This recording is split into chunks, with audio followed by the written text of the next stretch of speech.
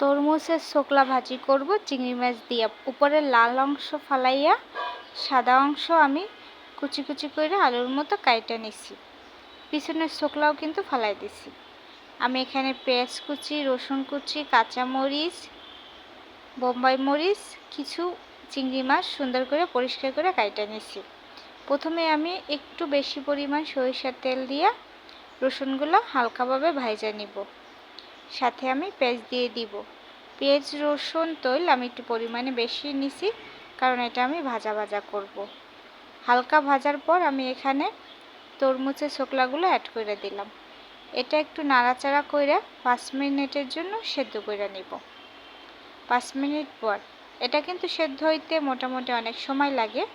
একটু নাড়াচাড়া করে এখানে আমি চিংড়ি মাছগুলো অ্যাড করে দিব। কে কে তরমুজের ছোকলা ভাজি খাইছেন অবশ্যই জানাবেন।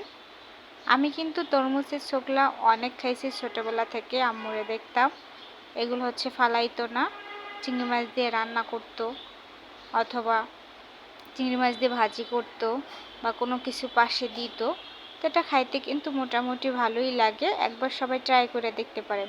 আমি এখানে অন্য কোনো মশলা দিব না, শুধু একটু হলুদের গুঁড়া কালারের জন্য 10 মিনিটের জন্য আমি এটা রান্না করব। অন্য পাশে আমি হচ্ছে কই মাছ ভাজি করব। কই মাছ ধুইয়া এখানে লবণ, হলুদ, মরিচ দিয়ে হাত দিয়ে মাখাইয়া এটা সরিষার তেল দিয়ে ভাজা নিব। আজকে একদমই সহজ সরল খাবার, কই মাছ ভাজি আর তরমুজের ছোকলা চিংড়ি মাছ দিয়ে ভাজি। প্রতিদিন বাজারে একই সবজি একই মাছ, একবারে বিরক্ত হয়ে গেছি রোজার মধ্যে। আসলে রোজার মধ্যে ভিডিওতে ভয়েস দিতেও অনেক বেশি কষ্ট হয়। তো অন্য পাশে আমি দেখতেছিলাম আমার তরমুজের ছোকলাগুলো সেদ্ধ হয়েছে কিনা। এটা কিন্তু সেদ্ধ হইতে অনেক সময় লাগে। আমি কিন্তু এখানে কোনো রকম পানি ব্যবহার করি নাই, তরমুজ থেকেই পানি বের হয়েছে। এপাশে কিন্তু আমার কই মাছগুলো ভাজা শেষ। কই মাছ ভাজতে কিন্তু সময় লাগে না, খুবই তাড়াতাড়ি কই মাছগুলো ভাজা হয়ে যায়। এক পাশ হয়ে গেছে, অন্য পাশ উল্টাই দিছি। এপাশে আমার তরমুজ ভাজিগুলোও শেষ। আমি এখানে একটু আগে যে বোম্বাই মরিচ কাইটা রাখছি ওইটা দিয়ে সুন্দর করে নাইড়া চাইড়া তরমুজটা নামাই নিব। আমি এখানে কোনো ধনিয়া পাতা অ্যাড করব না, কারণ বোম্বাই মরিচের যে একটা সুন্দর ফ্লেভার আসে, এই ফ্লেভারটা দিয়েই 2 প্লেট ভাত অনায়াসে খাওয়া যায়।